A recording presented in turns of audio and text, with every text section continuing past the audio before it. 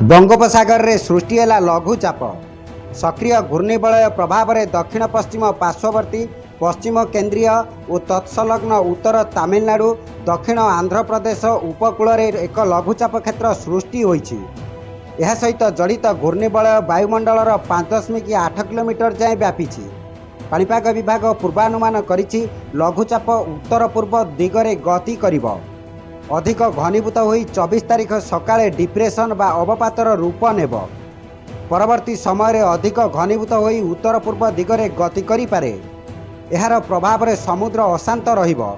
आज ठारू दक्षिण बंगोपसागर रे घंटा प्रति 35 रु 45 किलोमीटर बेगरे पवन बहिब। 24 तारीख सकाळ बेलकु पवनर बेग समुद्र रे अधिक रहिब।